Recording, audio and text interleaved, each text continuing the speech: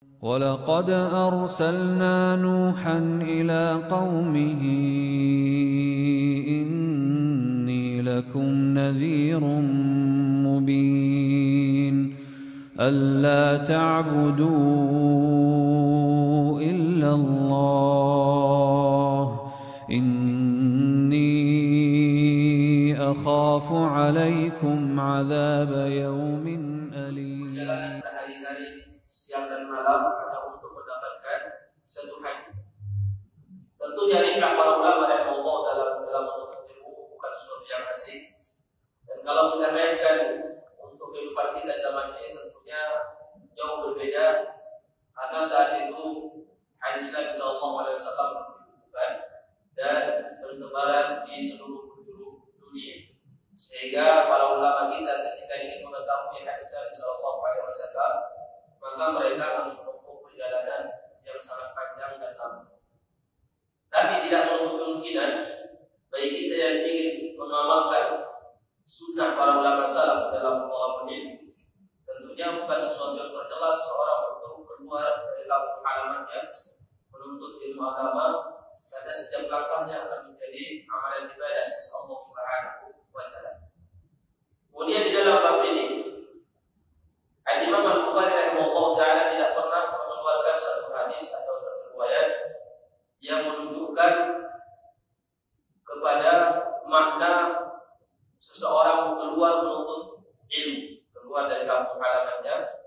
Padahal ada hadis yang sahih diriwayatkan oleh Imam Muslim rahimahullah ta'ala, hadis Abu Hurairah radhiyallahu anhu, riwayat Abu Saleh, kata Nabi sallallahu alaihi wasallam di hadis yang panjang.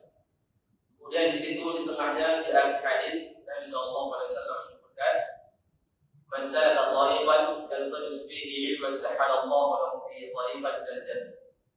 Barang siapa yang menempuh satu jalan dalam rangka untuk menuntut ilmu, maka Allah akan mudahkan dalam perjalanan itu langkahnya menuju ke surga. Hadis ini tidak dikeluarkan oleh Imam Bukhari rahimahullah, tapi dikeluarkan oleh Imam Muslim dalam kitab Sahihnya. Hadis Abu Hurairah, hadis masyhur, dikeluarkan juga oleh Imam Nawawi dalam kitab Al-Arba'in An-Nawawi. Al-Imam Ibnu Rajab Al-Hambali rahimahullah ta'ala menyebutkan dalam kitab Al-Jami' bi'ulum, Jami'ul Ulum, syarah kitab Arba'in An-Nawawiyah. Beliau komentari Al-Imam Muslim rahimahullah ta'ala dikritik oleh al-Huffaz, oleh ahli hadis yang hidup sezaman dengan beliau, yang mereka ini orang-orang yang hebat di dalam penelitian hadis. Di antaranya Imam Ad-Daraqutni rahimahullah, di mana Imam Ad-Daraqutni itu mempertanyakan kepada Imam Muslim rahimahullah kenapa dia mengeluarkan hadis man salaka tariqan yaltamisu fihi ilman sahhalallahu lahu bihi tariqan ilal jannah. Kenapa? Karena Imam Ad-Daraqutni menyebutkan bahwa dalam satu riwayat hadis itu diriwayatkan oleh Asbab bin Muhammad dari Al-A'mash Sulaiman bin Mihran al-Kufi dari Abu Saleh. Di situ lafaznya qala al-Asbab bin Muhammad qala al-A'mash qala haddatsana an Abi Saleh an Abi Hurairah radhiyallahu anhu. Kemudian dia menyebutkan hadis. Kata Ibnu Rajab Al-Hambali rahimahullah taala, ini jelas riwayatnya kalau dilihat Asbab meriwayatkan dari A'mash. A'mash kemudian mengatakan saya mendapatkan hadis ini dari orang yang mendengar hadis ini dari Abu Saleh. Jadi dari A'mash sama Abu Saleh itu ada orang yang menjadi penengah perantara. Ada penengah perantara. Sementara di dalam riwayat itu tidak disebutkan siapa orangnya. Tentunya di dalam mustalah hadis dan di dalam penelitian hadis ini tentunya akan membuat hadis itu cacat. Kenapa? Karena ada seorang perawi mubham. Mubham itu tidak diketahui siapa namanya, dan kemudian otomatis tidak diketahui bagaimana kemampuan hafalan. Makanya diperselisihkanlah hadis ini oleh para ulama rahimahullah taala. Apakah A'mash mendengar hadis itu dari Abu Saleh atau tidak? Di antaranya Imam Daraqutni masih meragukan. Kemudian Imam Muslim menguatkan dengan riwayatnya bahwa dia mendengar dari Abu Saleh. Al-Imam Al-Bukhari rahimahullah ta'ala lebih condong hadis itu cacat. Berarti hadis itu menurut Imam Bukhari dipermasalahkan oleh Imam Bukhari. Kemungkinan besar Imam Bukhari juga mengambil pendapat ulama yang mengatakan bahwa Ahmad tidak mendengar hadis itu dari Abu Saleh, dari Abu Hurairah radhiyallahu anhu, sehingga hadisnya tetap hadis itu cacat dan terputus. Maka hadis itu tidak dikeluarkan oleh Imam Muslim dan oleh Imam Bukhari di dalam kitab Sahihnya, karena Imam Bukhari rahimahullah taala sebagaimana janjinya dan syaratnya di awal dia menulis kitab Sahihnya, dia akan mengeluarkan semua hadis yang di mana syaratnya itu bersih, tidak ada yang bisa tertutup atau tercacati karena sanad atau perawi hadis. Makanya tidak dikeluarkan hadis itu karena dipermasalahkan oleh para ulama dan diperselisihkan apakah Ahmad mendengar dari Abu Saleh dari Abu Hurairah atau tidak. Imam Muslim yang menguatkan bahwa Ahmad mendengar hadis itu dari Abu Saleh. Kemudian ada hadis yang senada diriwayatkan oleh Abu Darda, juga ada di kitab Musnad Muhammad rahimahullah, juga dikeluarkan oleh Ibnu Majah dalam kitab Sunan, di mana hadis Abu Darda radhiyallahu anhu dari jalur Dawud bin Jabir, kemudian dari Katsir bin Yahya. Di situ Katsir bin Yahya meriwayatkan dari Abu Darda.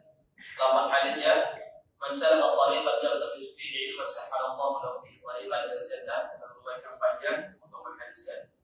Itu kalau hadis itu sahih, mungkin dikeluarkan oleh Imam Al-Bukhari rahimahullah. Barang siapa yang menempuh satu jalan dalam rangka untuk menuntut ilmu, keluar dia dari kampung halamannya, keluar dia dari rumahnya, maka akan dimudahkan jalannya menuju surga oleh Allah Subhanahu wa taala. Ternyata para ulama sepakat tentang Dawud bin Jabir, orang yang lemah, majhul. Majhul itu tidak dikenal, tidak ketahuan bagaimana kemampuan hafalannya. Kemudian gurunya juga Katsir bin Yahya, juga orang yang lemah dan majhul, tidak diketahui kemampuan hafalannya, sehingga ulama mengatakan hadis itu pun dhaif. Sehingga melihat dari sikap Imam Bukhari rahimahullah taala, dia tidak mengeluarkan hadis yang di mana lafaz dari Nabi jelas ada anjuran seorang keluar untuk ilmu, mencari ilmu, dia tidak mengeluarkan di dalam bab ini. Itu menunjukkan bahwa Imam Al-Bukhari rahimahullah taala ketika melihat tidak ada hadis yang lafaznya jelas dari Nabi anjuran keluar untuk ilmu, kemudian dijanjikan akan dimudahkan jalannya menuju surga. Menurut Imam Bukhari kemungkinan hadis itu semua cacat, sehingga tidak bisa dijadikan sebagai sandaran, sekalipun sebagian ulama mengeluarkan hadis. Al-Imam Al-Bukhari rahimahullah taala, karena di sini dia berbicara tentang keluarnya menuntut ilmu, maka beliau mengeluarkan kisah Jabir bin Abdullah. Jabir bin Abdullah riwayat sahih. Jabir bin Abdullah adalah sahabat Nabi sallallahu alaihi wasallam. Beliau bapaknya Abdullah meninggal di perang Uhud. Dia tahun ketiga Hijriah, dan Jabir bin Abdullah radhiyallahu anhu satu-satunya anak laki-laki dari Abdullah. Kemudian Jabir tidak ditakdirkan Allah ikut serta dalam perang Badar, begitu juga perang Uhud. Padahal di perang Badar itu semua orang yang sahabat yang berperang dijamin masuk surga oleh Allah Subhanahu wa taala. Jabir bin Abdullah ketika bapaknya ikut perang Badar, Jabir tidak diizinkan oleh bapaknya keluar perang Badar karena dia diperintahkan oleh bapaknya mengurus adik-adiknya yang 9 orang perempuan semua masih kecil. Kemudian ketika perang Uhud juga seperti itu, Jabir ingin keluar ikut perang. Ternyata Abdullah bapaknya juga tidak mengizinkan karena untuk mengurus adik-adik. Sebelum Abdullah keluar ke perang Uhud, maka dia panggil Jabir bin Abdullah radhiyallahu anhu. Kemudian dia bilang, "Wahai Jabir, saya akan pergi ke perang Uhud dan tolong kamu itu utang saya semua, karena utang bapaknya Abdullah banyak, dan dia sebelum pergi melaksanakan perang Uhud, ikut serta perang Uhud, beliau memanggil Jabir dan berpesan serta berwasiat. Kata bapaknya Abdullah, saya sudah mencium bau darah di belakang Uhud. Mungkin saya orang pertama kali saya. Ternyata firasat beliau terwujud. Beliau termasuk orang yang pertama kali syahid di medan Uhud. Hikmah yang bisa kita ambil dari pemanggilan Abdullah kepada Jabir radhiyallahu di mana seseorang termasuk anugerah yang Allah berikan kepada seorang hamba ketika sebelum wafat dia diberikan sakit, dan itu kata para ulama termasuk rahmat yang Allah berikan kepada seorang hamba ketika Allah tidak mewafatkan seorang ketika tanpa ada tanda-tanda. Kenapa? Karena berapa banyak orang yang meninggal, kata syair orang Arab, berapa banyak orang yang terkubur dalam kuburan itu membawa suatu penyesalan, ada sesuatu yang ingin diungkapkan, tapi karena matinya mendadak dalam keadaan sehat, tiba-tiba mati, sehingga tidak ada kesempatan untuk berbicara kepada keluarga. Tidak ada kesempatan untuk berbicara kepada keluarga. Maka kalau kita melihat kepada sejarah para ulama, terkhusus para nabi sallallahu alaihi, itu rata-rata mereka sakitnya meninggalnya diawali oleh sakit. Kemudian Nabi kita Muhammad SAW 5 hari sakit parah sebelum meninggal. Orang-orang soleh rata-rata juga sebelum meninggal diawali oleh sakit. Karena di antara hikmah daripada sakit itu menggugurkan dosa seseorang dan meringankan dosanya di sisi Allah Subhanahu wa Ta'ala, sebagaimana hadis Nabi SAW. Kemudian Nabi Yaqub alaihissalam dikisahkan oleh Allah di dalam Al-Quran, "Kuntum syuhada idh hadara Yaqub al-maut qala li banihi madza ta'buduna min ba'di." Apa kalian menyaksikan ketika Yakub dihadiri oleh kematian, dia mengumpulkan anak-anaknya, kemudian bertanya, apa yang akan kalian sembah setelah saya wafat? Di dalam kisah ini, Nabi Allah Subhanahu wa Ta'ala mengisahkan bahwa Nabi Yakub sebelum meninggal sakit duluan. Dia dikasih sakit oleh Allah Subhanahu wa Ta'ala, sehingga apa? Sakit itu adalah sebagai salah satu tanda seorang bisa memprediksikan umurnya sebentar lagi dengan sakit yang menimpa dia. Sehingga ketika dia merasa mungkin umurnya sudah tidak panjang lagi, maka saat itu mungkin ada sesuatu yang ingin diungkap, ingin dipesankan kepada keluarga, kesempatan untuk bertobat ada, kesempatan untuk menyampaikan wasiat kepada keluarga itu banyak. Tapi ketika orang itu mati mendadak, lagi sehat-sehatnya boleh tiba-tiba mati, atau dalam keadaan nyetir mobil pun tabrak mati, itu sesuatu bagi seorang penyesalan. Kenapa? Kalau dia banyak dosa, tidak ada waktu untuk bertobat kepada Allah Subhanahu wa Ta'ala. Kemudian ingin berpesan kepada keluarga, mungkin ada utangnya, ingin ada wasiat yang ingin disampaikan kepada kerabat, tidak bisa. Makanya sejarah para ulama rahimahullah taala, anugerah Allah berikan kepada seorang hamba apabila hamba tersebut ketika ingin Allah cabut nyawanya, dia dikasih musibah dengan sakit. Ya. Nah begitulah Abdullah, karena dia tahu ada firasat yang dia akan meninggal, ada kesempatan dia untuk berwasiat. Ada kesempatan berwasiat, dipanggil dia bin, kemudian dia berwasiat bahwa dia banyak hutang. Makanya bin Abdullah setelah bapaknya meninggal, maka dia dikasih hutang bapaknya. Kemudian beliau menikah dengan seorang janda karena ingin mengurusi adik-adiknya yang masih. Tapi perangan setelah itu jadi terus sampai perang Hudaybiyah, perjanjian di tahun ke-6 yang dilakukan oleh para sahabat. Sekalipun dia tidak ikut perang Badar dan perang Uhud, tapi beliau mendapatkan kesempatan yang kedua, yaitu perangan di mana orang yang semua ikut serta dijamin masuk surga, yaitu perjanjian Hudaybiyah tahun ke-6 Hijri. Kisah Jabir menuntut ilmu ke Syam, ke Palestina. Dia berjalan 1 bulan, diriwayatkan oleh Imam Ahmad dalam kitab Adabul Mufrad dan juga oleh Imam Ahmad dalam Musnadnya dan Abi Ya'la di Sahih Masyhur. Kata Jabir radhiyallahu anhu, saya mendengar ada satu hadis yang disampaikan oleh seorang sahabat yang dia dengar dari Nabi SAW. Kemudian posisinya saat itu di Syam, di Palestina. Saya, kata Jabir, saat mendengar hadis itu, posisi saya di Madinah. Ini setelah Rasulullah wafat, jauh setelah Rasulullah wafat. Maka kata Jabir, saya kemudian membeli seekor onta, kemudian saya persiapkan perbekalan saya untuk menempuh perjalanan selama 1 bulan hanya untuk mendengarkan satu hadis dari seorang sahabat tersebut. Kata Jabir, begitu saya sampai ke sana, ternyata sahabat itu adalah Abdullah bin Unais.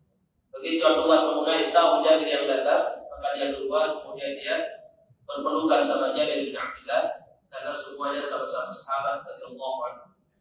Kata Abdullah bin Unais, apa yang membuat kau datang ke sini wahai Jabir? Kata Jabir, saya mendengar kamu mendengar hadis dari Nabi SAW dan saya khawatir sebelum saya mendengar hadis itu dari kamu secara langsung saya wafat. Kata Jabir, saya khawatir belum sempat mendengar, kemudian saya wafat. Makanya saya datang ke sini hanya untuk mengambil hadis itu dari kamu secara langsung. Jadi para ulama dulu ketika mendengar hadis dari seorang, kemudian orang itu mendengar dari orang lain, selama ada jalan untuk langsung mendengar dari orang atasannya, maka mereka mengambil dari orang yang di atasnya secara langsung, karena itu namanya sanad an.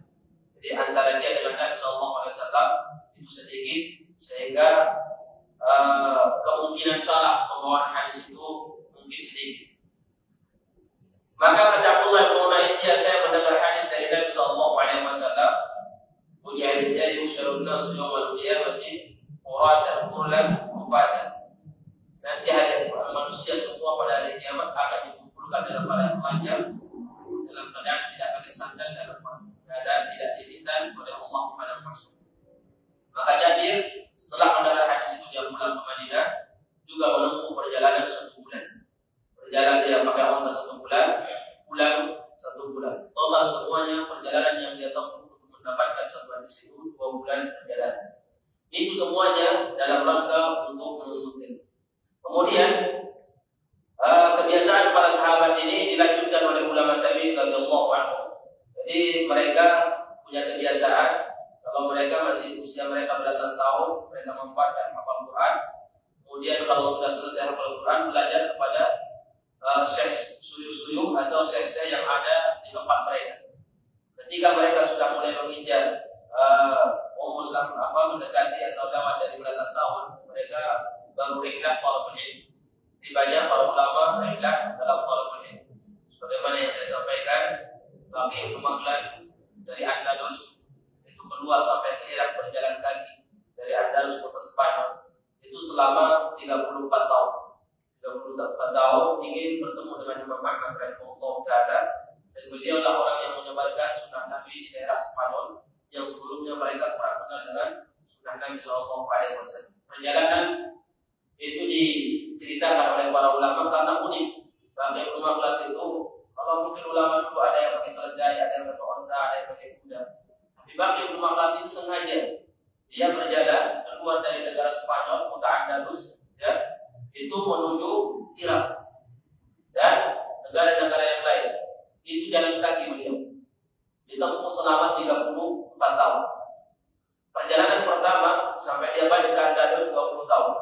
Jadi semenjak dia keluar dari negara Andalus sampai ke beberapa kota dia temui, kemudian dia mengambil hadis, balik lagi, itu semuanya totalnya 20 tahun. Nikah yang kedua beliau lakukan itu 13 tahun atau 14 tahun. Makanya banyak riwayat yang dia dapatkan dari Imam Ahmad karena dia berjalan kaki di sana. Setelah beliau pulang, beliau menyebarkan sunnah Nabi SAW, sehingga nama beliau itu terkenal di daerah Spanyol. Beliau orang yang menyebarkan sunnah Nabi SAW. Imam Bukhari juga ketika umur 16 tahun baru dia keluar melaksanakan ibadah haji dengan kakaknya Ahmad, kemudian dengan ibunya. Begitu umur beliau 16 tahun, di dalam perjalanan itu dia tinggal di kota Mekah. Ibunya sama kakaknya pulang ke Bukhara, Uzbekistan. Imam Bukhari di usia umur 16 tahun dia keliling dunia, ditinggal oleh ibunya, oleh keluarga. Ini jiwa orang tua yang mulia, jiwa besar, dan jiwa anaknya yang luar biasa. Saling mendukung antara anak sama orang tua untuk tolak ilmu. Bayangkan umur 16 tahun ditinggal seorang anak, lintas negara. Itu orang tua, kalau orang tua yang tidak punya jiwa yang mulia, tidak mungkin dia tega meninggalkan anak. Tapi mereka ini adalah seorang ibu yang salehah, paham, karena tujuan anaknya dia tinggalkan untuk menuntut ilmu, maka dia yakin Allah tidak akan menyia-nyiakan. Sehingga lahirlah kitab yang kita pelajari saat ini. Itu adalah hasil karya Imam Bukhari. Dia tulis sekitar 60 tahun, ya, 16 tahun dia tulis kitab ini. Mulai dari Masjid Nabawi sampai pada akhirnya beliau beberapa tahun sebelum meninggal selesai kitab ini beliau tulis. Beliau memulai penulisan kitabnya ini ketika umur beliau 24 tahun. Beliau meninggal ketika umur 62 tahun. Umurnya 62 tahun meninggal. Beliau memulai penulisan kitab ini ketika umur 24 tahun. Berarti berapa tahun sebelum meninggal Imam Bukhari selesai menulis kitab? Ya, 16 tahun dia tulis. Ya. Berapa tahun? 24 tahun dia mulai menulis. Dia meninggal ketika umur beliau 62 tahun. Berapa? Hah? Berapa tahun sebelum meninggal selesai? Nanti itu nanti di rumah ya. Berapa tahun? Maka Imam Bukhari rahimahullah mengeluarkan bab ini semuanya aturan kepada talibul ilmi tidak boleh menunjukkan diri kepada seorang ustaz atau kepada seorang guru supaya dia mengetahui di mana salah guru. Jadi harus keluar. Kita tidak mungkin mengetahui di mana salah guru kita. Ya, kalau kita hanya belajar kepada guru tersebut, karena tidak mungkin dia seorang guru menyalahkan dia sendiri. Ya? Dan jarang seorang guru itu taubat dari kesalahan yang dia lakukan kecuali memang ikhlas dia karena Allah Subhanahu wa taala. Maka untuk mengetahui bahwa guru kita keliru atau ulama, maka lakukanlah hijrah ke talabul ilmi, keluar kita meninggalkan kampung halaman. Di sini Imam Bukhari hanya mengeluarkan kisah Nabi Musa alaihissalam, di mana dia keluar untuk menuntut ilmu kepada Nabi Khidir alaihissalam. Nabi Musa keluar menempuh perjalanan yang sangat panjang dengan anak mudanya, pendampingnya namanya Yusha bin Nun. Itu diriwayatkan oleh Imam Bukhari lagi di dalam riwayat yang lain. Nama pemuda yang mendampingi Nabi Musa alaihissalam ketika bertemu sama Khidir itu namanya Yusha bin Nun. Di dalam hadis ini sudah lewat dan pernah kita sampaikan sebelumnya. Qala Imam Bukhari rahimahullah taala hadatsana Abdul Qasim Khalid bin Khalid, dia ulama Himyas orang Syam, hidup di zaman Imam Ahmad rahimahullah taala. Qala hadatsana Muhammad bin Harb. Muhammad bin Harb itu beliau hidup selentingan sama Imam Syafi'i rahimahullah. Beliau juga berasal dari Himyas negara Syam. Kemudian beliau meriwayatkan dari Al-Auza'i. Jadi ini dari guru Imam Bukhari sampai Imam Al-Auza'i itu semua adalah Asy-Syamiyun. Mereka semua berasal dari Syam. Al-Auza'i adalah ulama besar, hidup di zaman Imam Malik rahimahullah, dan beliau ulama yang menjadi rujukan di zaman Imam Malik di daerah Syam. Daerah Syam itu adalah Imam Al-Auza'i rahimahullah taala. Imam Al-Auza'i ini beliau adalah hasil keinginan perjuangan seorang ibu yang salehah juga, karena Imam Al-Auza'i rahimahullah bapaknya meninggal di saat beliau masih kecil dan belum dewasa. Akhirnya ibunya lah yang perhatian sama dia, sehingga dibawa dia hijrah ke tempat yang dimana Imam Al-Auza'i bisa menuntut ilmu saat itu sampai beliau menjadi ulama besar. Nama beliau adalah Abdul Rahman bin Amr Al-Auza'i Asy-Syami. Di zaman Imam Malik di Madinah, Imam Malik yang menjadi rujukan. Di Mesir adalah Imam Al-Laits bin Sa'ad. Kemudian di daerah Kufa adalah Sufyan Ats-Tsauri. Kemudian di Mekah adalah Sufyan bin Uyainah. Daerah Irak dan Basra adalah Syu'bah Al-Hajjaj. Mereka ini semua adalah satu masa menjadi rujukan di dalam menelaah hadis Nabi sallallahu alaihi wasallam di zaman itu. Di Syam adalah Imam Al-Auza'i rahimahullah taala. Qala akhbarana Zuhri. Zuhri adalah ulama tabi'in, masuk generasi kedua. Namanya Muhammad bin Muslim bin Ubaidillah bin Abdullah bin Zuhri. Beliau meriwayatkan dari Ubaidullah bin Abdullah bin Utbah bin Mas'ud. Ini murid besar Ibnu Abbas radhiyallahu anhu, terkenal dengan Al-A'mash Muda. Beliau adalah ulama kita, tapi diangkat martabat oleh Allah Subhanahu wa taala menjadi seorang ulama besar, sehingga termasuk murid besar Abdullah bin Abbas. Beliau adalah ulama tabi'in di Madinah, guru besar Imam Az-Zuhri rahimahullah taala. قال عن ابن عباس انه تمارى هو والحر ابن قيس في حسن الحسن البزاري في صاحب مسلم. Di sini Ibnu Abbas berdebat, berselisih pendapat dengan Hur Ibnu Qais Al-Bazari. Ini dua sahabat, Ibnu Abbas sahabat, Hur Ibnu Qais sama-sama sahabat. Tapi di saat mereka tidak menemukan dalil, maka berselisih pendapat mereka. Berselisih pendapat. Ini sahabat, apalagi kita. apalagi kita. Kenapa? Dalam bab apa kok sahabat Ibnu Abbas berselisih pendapat? Mereka berselisih pendapat tentang Khidir. Apakah Khidir itu adalah orang yang dikisahkan oleh Allah dalam Al-Quran atau orang yang lain? Sahih Muslim. Karena kisah Khidir itu masyhur, ya, mereka tahu. Cuman apakah Khidir itu yang dikisahkan oleh Allah, yang ditemui oleh Musa, yang dikisahkan dalam Al-Quran atau tidak? Karena di dalam Al-Quran tidak disebut namanya. Hanya fawajada 'abdan min ibadina atainahu min ladunna ilman. Kemudian keduanya Musa bertemu dengan hamba kami, kata Allah. Namanya Khidir itu tidak disebutkan dalam Al-Quran. Ibnu Abbas mengatakan namanya Khidir, itulah Khidir yang disebut. Kata orang Ibnu Qais tidak, itu orang lain, bukan Khidir namanya. Di saat mereka lagi berselisih pendapat, lewatlah Ubay bin Ka'ab. Karena Ubay bin Ka'ab adalah kibar sahabat, termasuk sahabat yang besar dan usia tua. Maka Abdullah bin Abbas, karena Abdullah bin Abbas ini seluruh sahabat, beliau secara umur itu adalah sahabat kecil. Rasulullah ketika hijrah ke Madinah, kemudian saat Rasulullah wafat, Ibnu Abbas umurnya baru 14 tahun. Umurnya baru 14 tahun. Karena beliau lahir 3 tahun atau 4 tahun sebelum Rasulullah hijrah ke Madinah. Sehingga banyak hadis yang tidak dia dengar langsung dari Nabi SAW, di antaranya adalah hadis ini. Maka dia tanya kepada kibarus sahabat yang lama bertemu dengan Nabi, usia dewasa mereka lama bersama Nabi.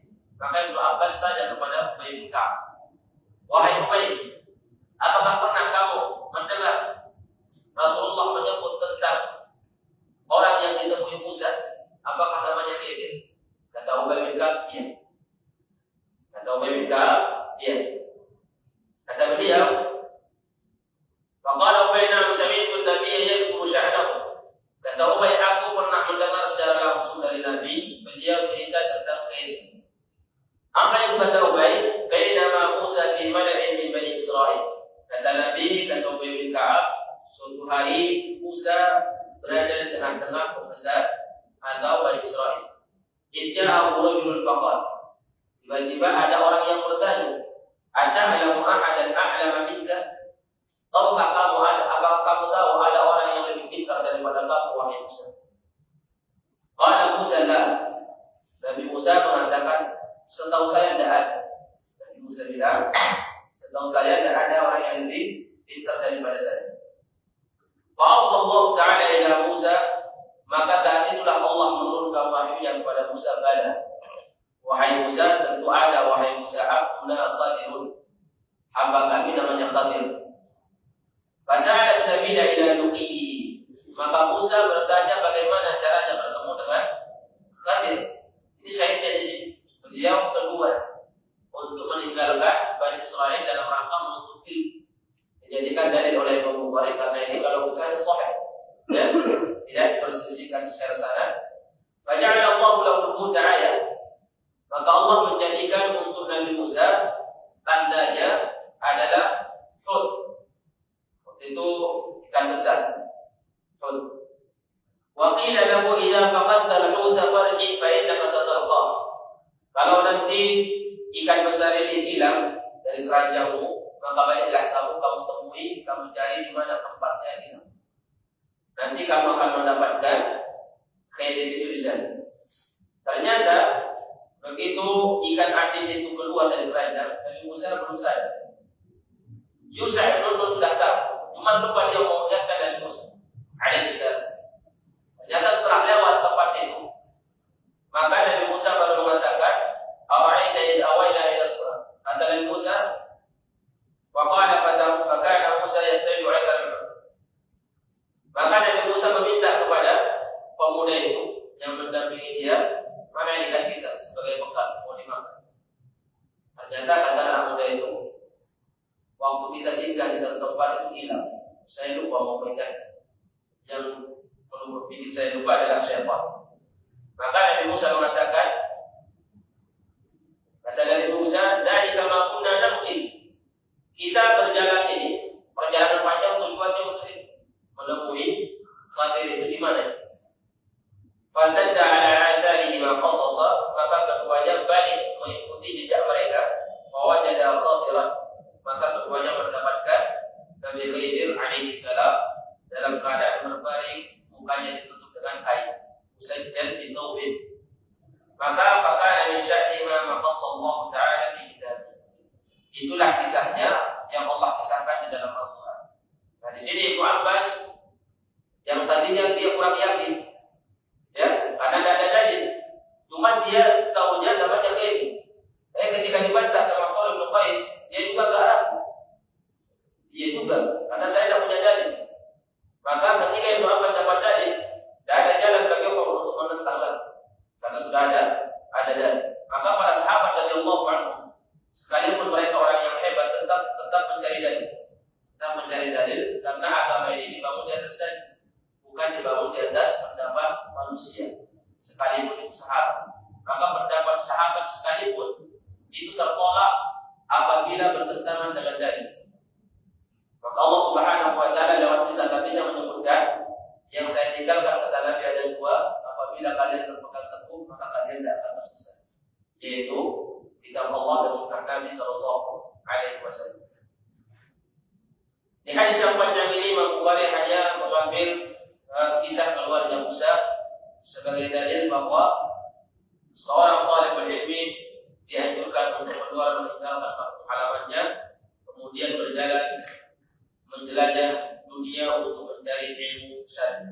Secara khusus hadis Nabi sallallahu alaihi wasallam, tentu para ulama dulu ketika keluar dari kampung halamannya, mereka tidak ada harapan untuk pulang. Jadi mereka itu ulama dulu kalau keluar dari kampung halamannya, keluar dari rumahnya, harapan untuk pulang sudah ada. Pokoknya mereka menikmati menuntut ilmu. Beda halnya dengan kita sekarang. Dan menuntut ilmu di Timur Tengah, tuh yang dipikirkan kapan pulang. Baru tahun pertama di sana sudah kapan pulang, 4 tahun lagi. Nah, kalau di S1 sudah bisa diprediksikan 4 tahun lagi. Nanti tambah yang 2, nanti tambah 2 tahun lagi. Kepada Allah nanti tambah 1 tahun lagi. Kalau ulama dulu tidak, ya, ulama dulu tidak seperti itu. Mereka itu menikmati, karena mereka setiap langkah yang mereka lakukan itu adalah ibadah. Mereka yakin itu akan dicatat oleh Allah Subhanahu wa taala seperti itu. Dan kebanyakan kita tidak sadar saat kita melangkah keluar dari rumah kita di zaman di mana himmah talabul ilmi sudah mulai melemah. Ya, dianggap kita kurang yakin dengan langkah yang kita langkahkan ini, kurang yakin. Orang kalau sudah yakin itu baik. Makanya kata Sufyan ats-Tsauri rahimahullah taala, "Law kana al-yaqin waqa'a fil qalbi kama yanbaghi, latarat al-qulub istiaqan ila al-jannati wa harabat minha." Andaikan hati mendapatkan keyakinan dengan janji Allah yang selayaknya dia yakin dengan janji Allah Subhanahu wa taala, maka hati manusia akan terbang ke angkasa, rindu dengan surga, takut dari neraka. Kita sekarang ini janji-janji yang dijanjikan oleh Nabi sallallahu alaihi wasallam itu sudah mulai melemah. Kita antara percaya atau tidak mendapatkan pahala ketika mengamalkan amalan tersebut. Salah satu contoh bagaimana keyakinan ulama salaf di dalam meyakini hadis yang disampaikan oleh Nabi sallallahu alaihi wasallam. Kata Nabi sallallahu alaihi wasallam di hadis yang sahih, "Basyiril masya'ina bin nuril tami, basyiril masya'ina bin dhulumati bin nuril tami yaumil qiyamah." Berilah kabar gembira kepada orang yang sering berjalan di tempat yang gelap dengan cahaya sempurna pada hari kiamat. Ini hadis itu disampaikan oleh Nabi sallallahu alaihi wasallam kepada para sahabat-sahabat yang jauh rumahnya dan tetap mereka melaksanakan sholat subuh ke masjid. Itu di 8 malam. Maka Nabi memberikan mereka kabar gembira, orang-orang yang sering datang sholat ke Masjid Nabawi atau ke masjid yang lain di tempat yang gelap di waktu subuh, itu akan diberikan itu cahaya sempurna oleh Allah pada hari kiamat. Hari kiamat tidak ada cahaya, tidak ada lampu, tidak ada cahaya matahari, cahaya bintang, cahaya bulan. Semuanya seorang akan mendapatkan cahaya sesuai dengan amalan. Sehingga orang kafir saat itu, orang munafik ketahuan siapa yang munafik, siapa yang tidak, cahaya mereka redup sehingga mereka berkuburan ke dalam neraka. Para ulama salaf yang disebutkan oleh Imam Rajab Al-Hambali rahimahullah taala, ulama salaf dulu itu mereka kalau ingin pergi sholat subuh dari rumahnya menuju masjid, itu mereka tidak mau ke alam, sengaja tidak mau ke alam. Ya, tujuannya apa? Supaya mendapatkan apa janji itu. Karena mereka supaya ingin mendapatkan, padahal mereka sudah bisa bola saja. Saya Ibnu Musayyab ketika melihat ada serombongan orang ingin melaksanakan pada sholat subuh ke masjid. Mereka bawa obor, ya, bawa obor. Karena ada lampu seperti kita zaman. Akhirnya kata saya di Musayyab, andaikan mereka berjalan tanpa obor itu jauh lebih mulia bagi mereka, jauh lebih baik. Kenapa? Mendapatkan kabar gembira dari Nabi yaitu cahaya sempurna. Jadi para ulama salaf meyakini kalau orang berjalan menuju masjid di waktu sholat subuh secara khusus karena itu hadis yang berkaitan sholat subuh, ya, kemudian dia bawa obor atau bawa penerang, itu tidak mendapatkan keutamaan yang Allah beri. Berarti saat ini kita karena di mana-mana ada lampu tidak bisa mendapatkan keutamaan. Gimana kalau kita sepakat kita padamkan lampu khusus jalan menuju masjid? Boleh juga. Ada ulama salaf pun sengaja seperti itu, tidak bawa obor mereka hanya untuk mendapatkan keutamaan itu. Kenapa mereka sampai berbuat seperti itu? Karena mereka yakin dengan janji Nabi. Mereka yakin dengan janji Rasulullah SAW sampai mereka tidak mau bawa obor. Cuman kata Ibnu Rajab Al-Hambali, saat itu juga terkadang ada ya, ulama salaf itu banyak mereka mendapatkan cahaya di depan mereka ketika jalan, mendapatkan cahaya. Cuman di saat mendapatkan cahaya itu ada juga sebagian orang yang terkena tablis iblis, terkena perangkap setan. Jadi setan memberi cahaya juga ada, memberi cahaya di depan mereka sehingga mereka menganggap diri mereka tuan.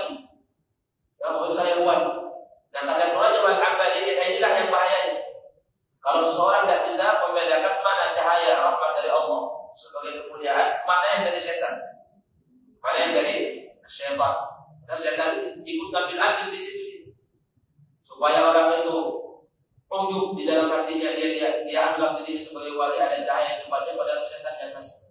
Setan yang intinya jemaah sekalian, kita sebagai orang beriman kapan dan dimanapun kita hidup dalam kondisi apapun, tetap apa yang disampaikan oleh Nabi Sallallahu Alaihi Wasallam harus kita yakini 100% selama riwayatnya sahih, sebagaimana sikap ulama salaf ketika mensikapi hadis Nabi Sallallahu Alaihi Wasallam. Kemudian kita akan melanjutkan ke bab 20, bab fadli man 'alima wa 'allama. Saya silakan ada yang baca.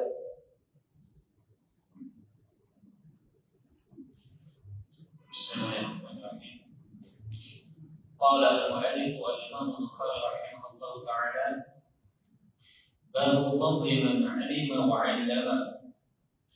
Haddatsana Muhammad ibn al-'Ala qala haddatsana Muhammad ibn Usama an Zuhair bin Abdullah an Abi Hurda an Abi Musa an Nabi sallallahu alaihi wasallam qala مثل ما بعثني الله به من الهدى والعلم كمثل الغيث الكثير أصاب أرضا فكان منها نقية قبيلة الماء فانبتت الكلاء والعشب الكثيرة وكانت منها أجادب أمسكت الماء فنفع الله بها الناس فشربوا وسقوا وزرعوا وأصاب منها طائفة أخرى إنما هي كيعان لا تمسك ماء ولا تنبت كلاء وذلك مثل من فقه في دين الله ونفعه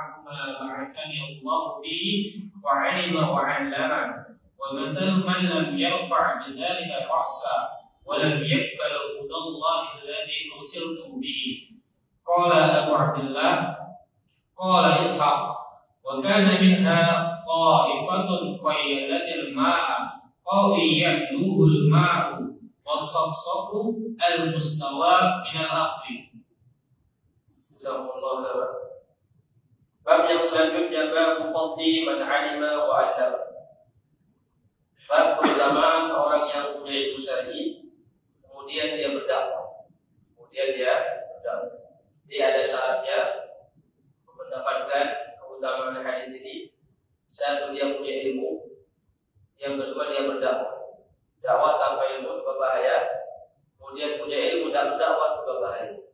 Maka yang paling baik adalah punya ilmu, kita belajar, kemudian kita berdakwah.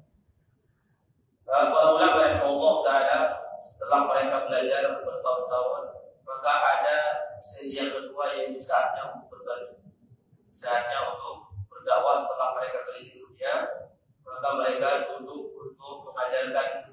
ini kepada generasi-generasi yang mau belajar. Dan ternyata para ulama memahami dan menyadari bahwa salah satu jalan satu-satunya seseorang bisa istiqomah di jalan Allah Subhanahu wa taala yaitu ikut terjun untuk di dalam medan dakwah. Dalam bab apapun, ya dari sebagai apa? Ya, sebagai ada yang sebagai ustaznya, ada yang sebagai bagian-bagian yang lain. Intinya harus ikut andil di dalam dakwah aktif. Kenapa itu salah satu penyebab orang itu istiqomah di jalan Allah Subhanahu wa taala. Dia adalah seorang ustaz yang punya ilmu kemudian tidak mau berdakwah. Lama-kelamaan satu ilmunya akan hilang. Yang kedua, itu banyak ilmu yang akan dia tinggalkan dan dia amalkan. Lama-kelamaan dia akan semakin jauh dari Allah Subhanahu wa taala. Dia orang-orang yang lulusan pesantren, banyak orang yang susah setelah keluar. Kenapa? Karena tidak ada tuntutan. Maka kebiasaan ulama kita itu mereka sampai wafat tidak mau meninggalkan tadris, ya, majelis ilmu untuk mengajar lillahi ta'ala karena Allah Subhanahu wa taala. Itu tidak ada yang bosan karena mereka merasakan bahwa salah satu jalan seseorang untuk bisa istiqomah tetap belajar dan dakwah, mengajak orang kepada kebaikan. Di sini Imam Bukhari ingin menjelaskan orang yang punya ilmu kemudian dia berdakwah. Dia keluarkan hadis masyhur, hadis Abu Musa al-Asy'ari Abdullah bin Qais al-Jamali al-Asy'ari radhiyallahu anhu dari jalur Muhammad bin al-Ala.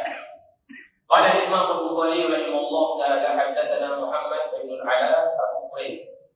Muhammad bin al-Ala rahimahullah ta'ala ulama yang berasal dari Kufah. Beliau lebih sering dikenal dengan Abu Quraib, kunyahnya Abu Quraib. Beliau ini juga guru Imam Muslim, juga guru Imam Al-Bukhari rahimahullah ta'ala. Beliau adalah ulama besar yang terkenal di Kufah, hidup di zaman Imam Ahmad rahimahullah ta'ala. Dan Imam Ahmad ketika terjadi fitnah khalqul Quran, beliau melarang anaknya untuk belajar, untuk mengambil hadis dari ulama yang mengatakan Al-Quran itu.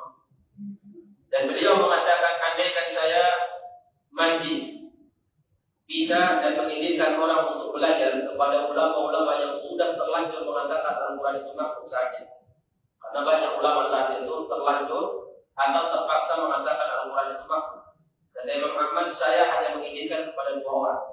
Siapa orang itu? Satu Abu Hurairah, dua Umar. Umar itu satu masa sama Abu Hurairah.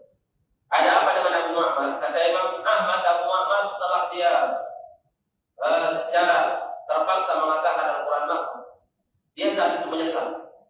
Kenapa dia tidak melakukan apa yang dilakukan oleh Imam Ahmad, mengatakan Al-Quran itu kalau.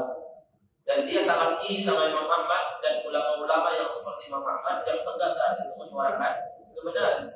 Jadi dia merasa Abu Muhammad itu merasa dirinya salah saat itu. Kenapa? Karena dia ikut mengatakan Al-Quran itu makhluk. Padahal itu sebuah akidah yang besar dan sebuah kekufuran. Maka beliau menyesal. Ketika Imam Ahmad melihat dia menyesal, bahkan dia merasa iri dengan ulama yang mengatakan Al-Quran itu kalamullah, maka Imam Ahmad mengatakan, andaikan masih ada orang yang bisa diambil hadisnya mungkin Abu Muhammad. Yang kedua Abu Hurairah, kata Imam Ahmad, Muhammad ibn Ala. Kenapa dengan Muhammad ibn Ala Imam Ahmad ingin mengizinkan mengambil hadis dari beliau, sekalipun dia sudah mengatakan Al-Quran makhluk? Karena beliau ini setelah kejadian itu diberikan jaminan oleh khalifah, itu setiap ininya dikasih dua dinar. Dua dinar dikasih karena dia juga ikut mengatakan Al-Quran. Jadi sudah mulai dekat dengan kekhilafahan saat itu. Jadi dia dikasih, dijamin setiap per bulannya itu dikasih dua dinar. Dua dinar itu berapa? Satu dinar itu seperempat dinar. Itu harganya sama dengan satu nilai 1 gram emas. Emas sekarang 1 gram itu ada 700, ya. Berarti 1 dinar berapa itu? 2 juta 800. Ya, 2 juta 800. 2 dinar sekitar 5 juta. Muhammad ibn Ala itu dikasih oleh khalifah. 2 dinar itu sekitar 5 juta. Ya, dijamin oleh khalifah. Begitu dia tahu kalau dia dikasih oleh khalifah gara-gara dia ikut mengatakan Al-Quran makhluk, maka dia tolak. Padahal dia sangat membutuhkan, karena dia miskin. Maka melihat sikap itu Imam Ahmad mengatakan, Abu Muhammad bin Ala ini boleh kalian ambil hadis andai kan masih boleh kita mengambil hadis.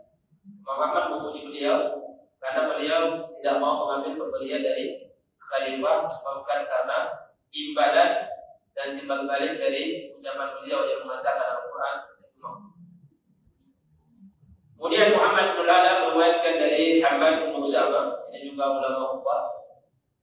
Anaknya Usama terkenal dengan Abu Usama, sering disebut dalam riwayat hadis dengan Abu Usama, Hammad bin Usama Al-Kufi. Beliau hidup di zamannya Sufyan bin Uyainah rahimahullah taala. Beliau meriwayatkan dari Buraid bin Abdullah. Buraid bin Abdullah ini ulama Kufah, keturunan dari Abu Musa al-Asy'ari radhiyallahu anhu. Beliau secara pengambilan ilmu ditelusuri oleh para ulama tidak pernah mendapatkan riwayat atau belajar hadis dari sahabat, sehingga beliau ditandai ini seorang ulama tabi'in tidak sempat mendapatkan hadis dari sahabat. Beliau banyak mengambil hadis dari kakeknya yaitu Abu Burda. Di sini ada Abu Burda. Abu Burda ini kakek beliau sendiri namanya Amir. Buraid bin Abdullah bin Amir. Buraid bin Abdullah bin Amir. Beliau mendapatkan riwayat dari kakeknya. Kakeknya namanya Amir, kunyahnya Abu Burda. Beliau ulama tabi'in juga di Kufah. Qala Nabi Musa al-Asy'ari. Abu Musa al-Asy'ari adalah Abdullah bin Qais, sahabat Nabi sallallahu alaihi wasallam yang berasal dari Yaman. Beliau masuk Islam, kemudian datang ke Madinah. Sekelompok Asy'ariyin, mereka ini punya kelebihan. Dua kelebihan yang disebut oleh Nabi sallallahu alaihi wasallam. Asy'ariyin ini satu, mereka kalau di malam hari kompak melaksanakan qiyamul lail. Asy'ariyin ini mereka ini di Yaman. Begitu mereka masuk Islam, sekelompok dari mereka setiap malam mereka kompak melaksanakan qiyamul lail. Dan Nabi mendengar suara mereka ketika membaca Al-Quran di malam hari. Kemudian yang kedua, mereka perhatian, solidaritasnya kuat antara mereka. Jadi mereka ini kata Nabi sallallahu alaihi wasallam, suku Asy'ariyin ini, kalau mereka ditimpa krisis dana makanan, maka mereka itu sepakat di kampung mereka atau dalam perjalanan, semua perbekalan yang ada di rumah atau di kantong-kantong mereka atau di rumah mereka masih ada makanan, sisa makanan, dikeluarkan semuanya, dikumpulkan di sana di depan rumah, kemudian dibagi rata sama mereka, dibagi rata dari rumah. Ini tingkat perhatiannya sama temannya itu luar biasa. Sampai keluarlah kata-kata Nabi sallallahu alaihi wasallam, "Ana minal Asy'ariyin."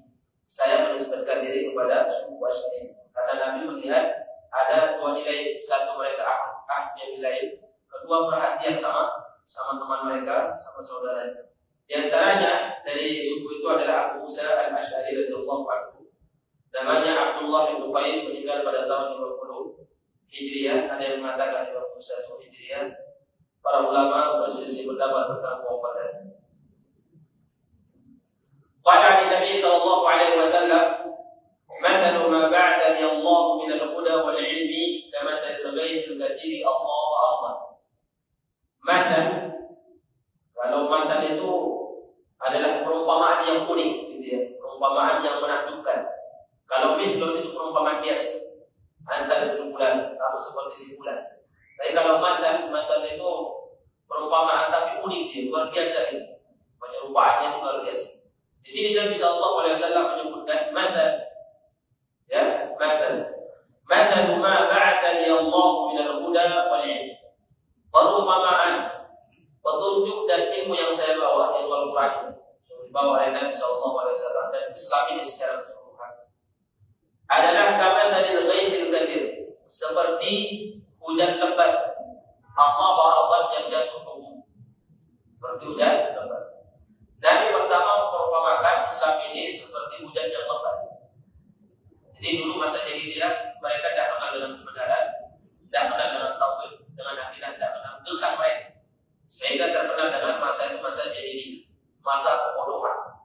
Datanglah Rasulullah di saat-saat mereka lagi benar-benar membutuhkan pencerahan dan sinar dalam hati. Datang Rasulullah untuk menghidupkan hati mereka. Datang untuk menghidupkan hati mereka. Jadi seperti hujan lebat, ya, hujan lebat. Siapa yang tidak butuh sama hujan? Semuanya butuh, binatang semua butuh, tumbuh-tumbuhan semuanya butuh. Mereka semua butuh, membutuhkan air hujan. Begitu juga tidak ada orang yang tidak butuh dipusati. Tidak ada yang tidak butuh sama Islam. Sampai binatang sekalipun mereka itu butuh. Ya, mereka butuh dengan agama Allah Subhanahu wa Ta'ala. Makanya di hadis Nabi sallallahu alaihi wasallam itu kata Nabi, apabila orang kafir atau pelaku dosa meninggal, itu negara, bumi itu merasa tenang. Tumbuh-tumbuhan merasa tenang. Sampai hewan binatang itu merasa tenang. Kenapa? Karena keberadaan mereka melakukan dosa di atas bumi itu kena imbas semua binatang yang ada sampai pohon-pohon. Diriwayatkan hadis itu oleh Imam Muslim rahimahullahu ta'ala. Ketika orang kafir, orang munafik meninggal, itu bergembira hewan. Kemudian bumi bergembira, pohon-pohonan bergembira. Ketika orang saleh yang meninggal, orang beriman, orang mukmin yang meninggal, itu sedih pohon-pohonan. Binatang semua sedih, sampai bumi pun itu sedih. Kenapa? Karena mereka mendapatkan keberkahan itu dicabut oleh Allah ketika orang beriman itu yang meninggal, dicabut. Karena orang beriman itu, dia dimanapun dia tinggal, itu dia membawa keberkahan. Dia sesuai dengan keadaan ketakwaannya kepada Allah Subhanahu wa Ta'ala. Intinya apa? Intinya Islam ini dibutuhkan oleh semua makhluk hidup. Sampai benda mati membutuhkan. Sebagaimana dibutuhkan itu air hujan. Kemudian yang kedua, jamaah sekalian, kalau kita melihat perumpamaan Nabi sallallahu alaihi wasallam tentang agama ini, seperti air hujan yang deras, Nabi menyebutkan al-ghaibi al-kathir. Kalimat ghaib, hujan itu banyak bahasa. Ada matar, ada ghaib. Ya, kalau disebut ghaib itu berarti hujan yang membawa manfaat, tidak sampai membawa banjir, tidak membawa kobaran. Ya, namanya hujan deras, tapi membawa manfaat kepada semua orang yang ada di dunia. Ada tak kira-kira satu tanah yang bisa menampung semua air hujan? Tidak ada. Tidak ada yang bisa menampung semua air hujan, tidak ada. Satu tanah. Maka kalau kita melihat dan bertadabbur sedikit kita berpikir tentang perumpamaan Rasulullah tentang ilmu agama, tidak ada orang yang sanggup otaknya itu memahami Islam itu secara utuh. Tidak ada. Ya, memahami Al-Quran secara sempurna, tidak ada orang yang sanggup. Kenapa? Karena akal kita yang terbatas, kemampuan kita yang terbatas, memori kita terbatas. Maka itulah fungsinya. Di antara manfaatnya, kenapa seorang diperintahkan untuk talabul ilmi ke banyak masyarakat, kepada guru banyak? Karena setiap orang punya kelebihan masing-masing. Setiap orang punya kelebihan masing-masing. Nabi SAW memperumpamakan hati manusia itu seperti ibarat tanah bumi. Itu disebut oleh Nabi ada 3. 1 naqiyah, 2 ajanin, 3 qiyan. Ini hati manusia. Jadi air hujan yang lebat datang jatuh ke bumi, bumi itu ibarat hati manusia. Dan bumi itu ada 3 macam bentuknya. Ada naqiyah, naqiyah itu adalah bumi yang sumur. Kata Nabi SAW, "Fakana minha naqiyatun." Ada bentuk tanah, dia naqiyah, bagus sumur.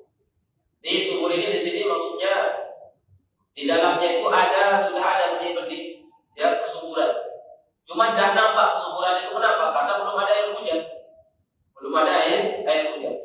Ada manusia yang memang sifatnya itu dia baik, sebelum kenal Islam sudah baik. Di antaranya Abu Bakar radhiyallahu anhu, itu terkenal kebaikannya luar biasa.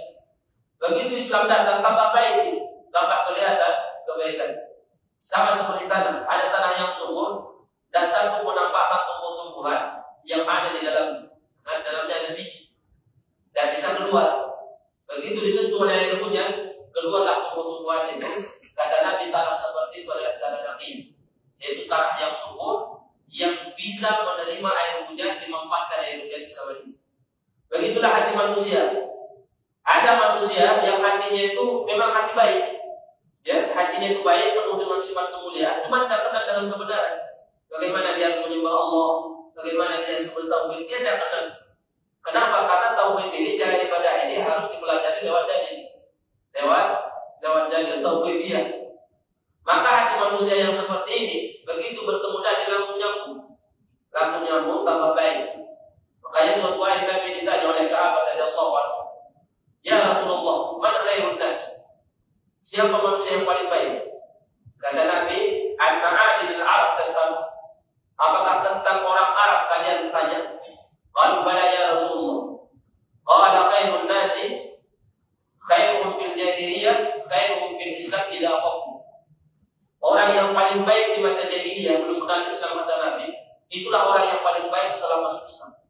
Kenapa? Karena mereka hatinya sudah baik sebelum kenal Islam baik. Ada sifat-sifat kemuliaan, akhlak yang mulia. Begitu masuk Islam tambah baik-baik. Karena ketemu itu hati yang subur, siap menerima kebenaran, siap menerima kebaikan, mendapatkan kebaikan. Jadi dia subur, sama seperti tanah, siap kedatangan air hujan. Begitu datang air hujan, tumbuh semua biji-bijian yang terpendam di dalam perut bumi tersebut. Nah, itu disebut oleh Nabi adalah naqiyah. Bentuk tanah yang pertama namanya naqiyah. Qabilatil ma, bagaimana sifatnya? Naqiyah ini sifatnya qabilatil ma. Ada yang hujan dia serap. Fa'ammatil kalab, begitu dia serap, kemudian bersentuhan air itu dengan biji-bijian yang ada di dalam. Fa'ammatil kalab wal ushbal gad. Maka tanah itu bisa menumbuhkan tumbuh-tumbuhan algal. Algalah itu adalah tumbuh-tumbuhan baik yang sudah kering atau yang masih hidup. Ya, namanya kalab. Wal ushba itu khusus tumbuh-tumbuhan yang masih basah. Yang masih basah namanya al-ushba.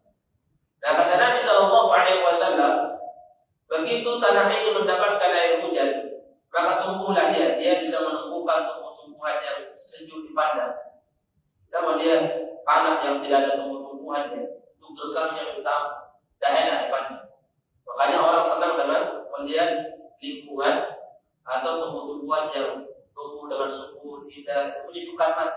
Ya, makanya jarang orang kampung, orang Badui jarang yang kena matanya sakit, karena sering melihat yang hijau, sering melihat yang hijau. Coba kita lihat bagaimana indahnya kebun itu ketika tumbuh-tumbuhan tumbuh dengan subur, enak dipandang. Begitu tidak ada kesan. Begitulah manusia.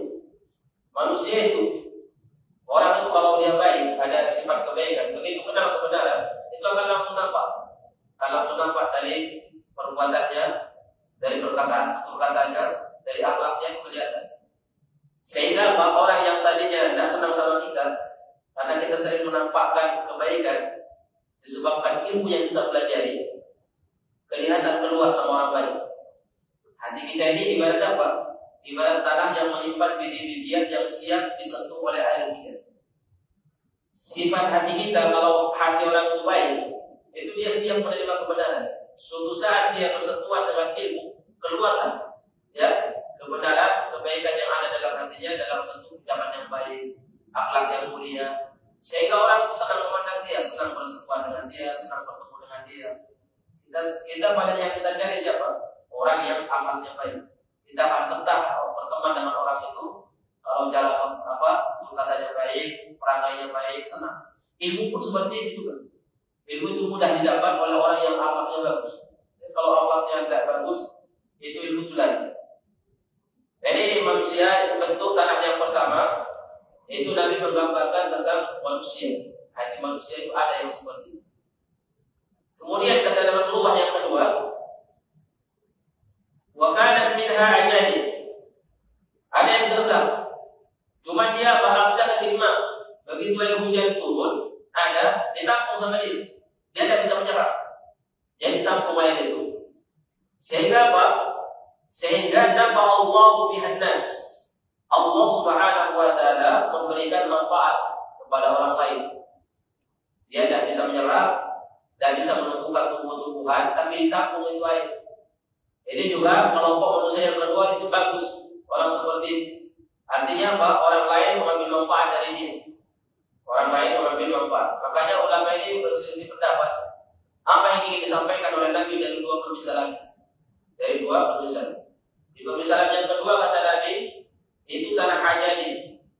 Dia menampung air, kemudian Allah memberi manfaat lewat air itu, sehingga syarib orang-orang bisa minum. Wasaqau bisa memberi minum hewannya, wasarau bisa bercocok tanam. Bisa bercocok tanam. Yang pertama sama yang kedua, ulama ini hilang.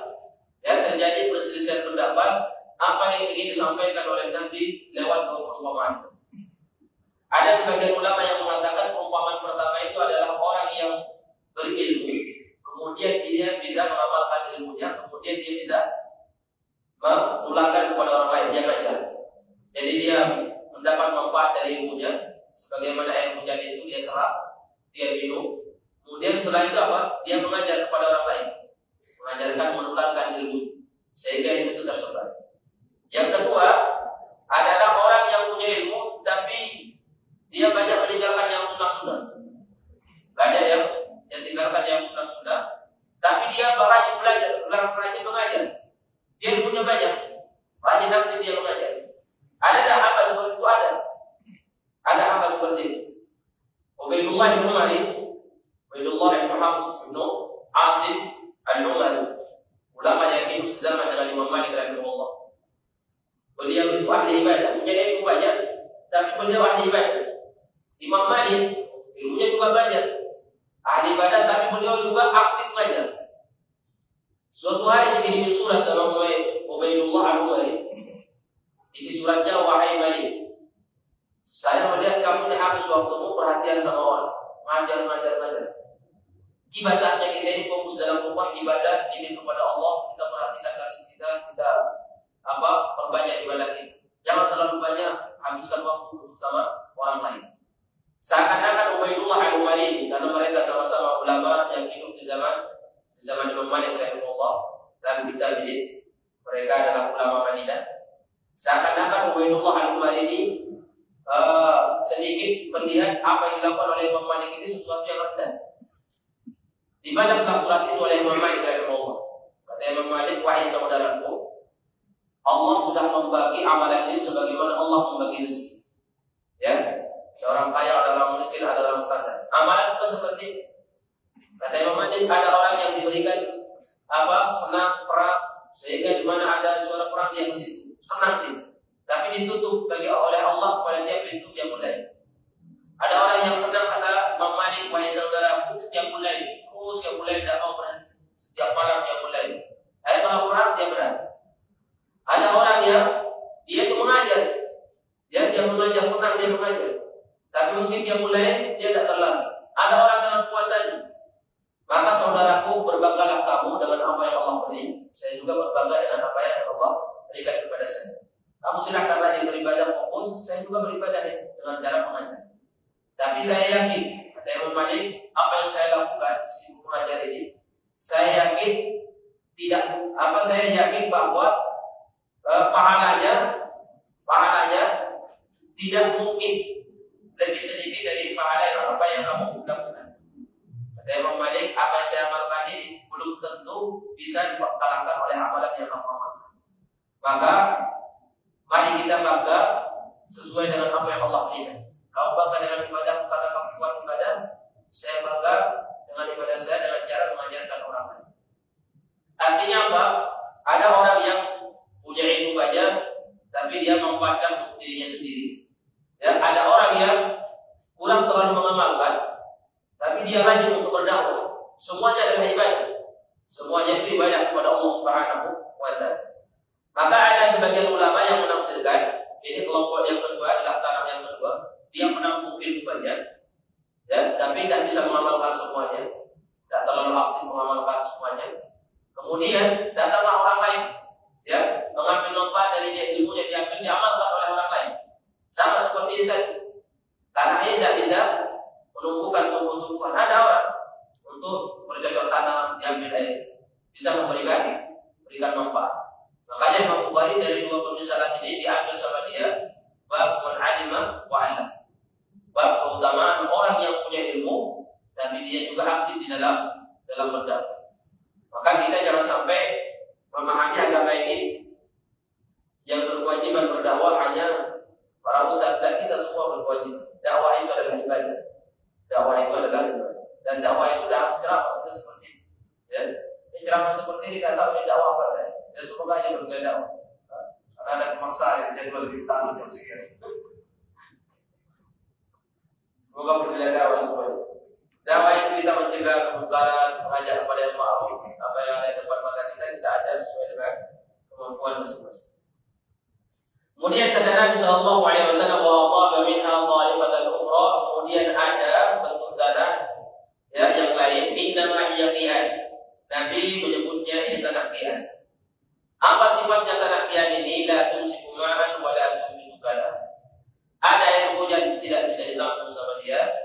Kemudian juga tidak bisa menumbuhkan tumbuh-tumbuhan. Tidak seperti bentuk tanah yang pertama, tidak seperti bentuk tanah yang kedua. Orang lain itu tidak bisa mengambil manfaat dari dia. Bahasa kasarnya sama sekali tidak ada kebaikan di tanah ini. Ya, sama seperti orang yang tidak bisa mengambil kebaikan kita sama dia. Berteman sama dia tidak ada kebaikan sedikit. Akhlak tidak ada, ilmu juga tidak dapat, dunia tidak dapat, tidak ada kebaikan sama orang. Tapi ini berkaitan dengan agama, berkaitan dengan agama.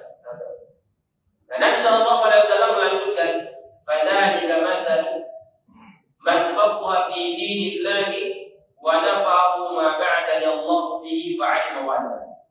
Ini semua adalah perumpamaan orang yang faqih dengan agama Allah, paham dengan agama Allah. Tentunya paham ini harus belajar. Kemudian setelah itu, ilmu yang dia pelajari bisa untuk dia amalkan sendiri. Kemudian dia ajarkan kepada orang lain keutamaan itu. Ini perumpamaan ini seperti perumpamaan tanah pertama sama tanah yang kedua. Naqiyyah sama aja ini, sama-sama bisa memberi manfaat untuk dirinya dan juga untuk orang lain. Kemudian qiyad ini kata Nabi, wa mathalu man lam yarfa' bidzalika ra'san. Ini perumpamaan orang yang tidak mau mengangkat kepalanya.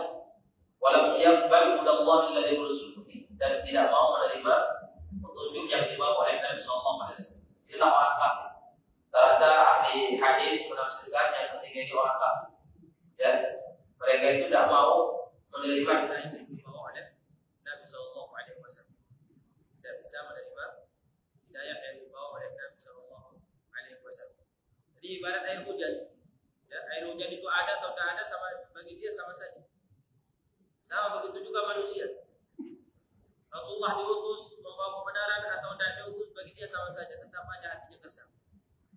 Nah, jangan sampai kita seperti yang ketiga. Kalau bisa yang pertama atau yang kedua, hati kita bisa diajak kompromi dengan Al-Quran, dengan hadis Nabi, dengan syariat Allah Subhanahu wa Ta'ala.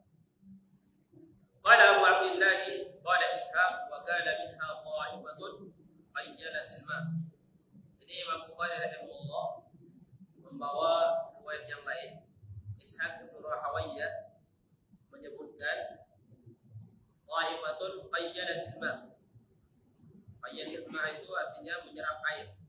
Ini maksudnya kelompok yang pertama, yaitu qa'ifatun nabiyah. Kemudian yang kedua qaun ya'luhul ma'. Kelompok yang kedua jadi kata Ishaq bin Rahawayyah namanya qaun, yaitu bentuk tanah yang hanya bisa menampung air. Qiyad disebutkan oleh Ishaq bin Rahawayyah was-safsaf al-mustawi 'ala Allah, yaitu tanah yang datar kemudian tidak bisa menampung air dan juga tidak subur. Inilah tanah qiyad, ya, tanah yang tidak bisa memanfaatkan air. Karena sudah jam 5. Nah, 1 jam lebih kita duduk di sini. Ayo kita lanjut apa kita tinggal sampai di sini? Hah?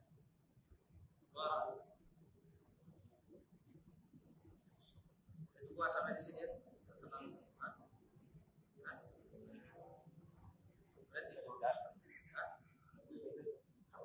Berarti tadi mau berhenti. Baik, kita baca, silakan ya, baca. Sudah ada yang bertanya? Kita lanjutkan. Silakan dibaca. Babu raf'il ilmi wa dhuhuril jahli. Wa qala Rabi', la yanbaghi li ahadin 'indahu shay'un min al-ilmi ay yudayyi'a nafsahu. حدثنا إمران بن ميسرة قال حدثنا عبد الوارث عن أبي الأية عن أنس قال قال رسول الله صلى الله عليه وسلم إن أشراط الساعة أن يرفع العلم ويثبت الجهل ويشرب الخمر ويكثر الزنا.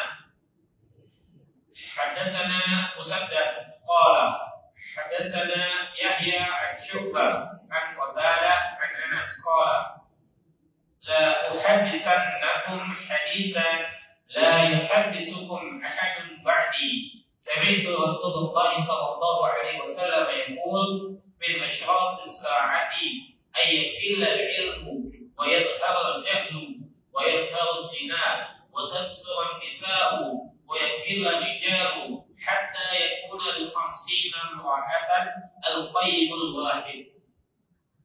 Qala al-Imam Al-Bukhari rahimahullah ta'ala bab raf'il ilmi wa dhuhuril jahl, bab diangkatnya ilmu dan munculnya kebodohan. Tentunya ilmu diangkat akan hadir lawannya, yaitu kebodohan. Ilmu sama kebodohan tidak mungkin menyatu dalam satu tempat dan juga pada diri seseorang. Al-Imam Al-Bukhari rahimahullah ta'ala ingin menyampaikan di sini, kata Ibnu Hajar, ini adalah kalau bab sebelumnya himbauan untuk menuntut ilmu dan untuk semangat berdakwah. Kemudian bab ini juga himbauan dari Imam Bukhari untuk semangat belajar sebelum ilmu itu diangkat oleh Allah Subhanahu wa taala. Di hadis yang diriwayatkan oleh Hudzaifah dari diriwayatkan oleh Ibnu Majah dalam kitab sunannya, Nabi sallallahu alaihi wasallam bersabda, "Yadrusu al-Islam kama yadrusu wajhu thawb." Islam ini akan hilang sedikit demi sedikit sebagaimana hilangnya warna pakaian. Sedikit akan luntur di tengah zaman. Sampai kata Nabi sallallahu alaihi wasallam, suatu saat Al-Qur'an ini akan diangkat oleh Allah dari dada-dada kaum muslim. Nama naumatan wa inna Allah la yusra bi hadzal Qur'an fi lailatin wahid. Allah di akhir zaman akan menghilangkan Al-Qur'an yang dihafal oleh umat Islam semuanya dalam satu malam. Diangkat ilmu itu.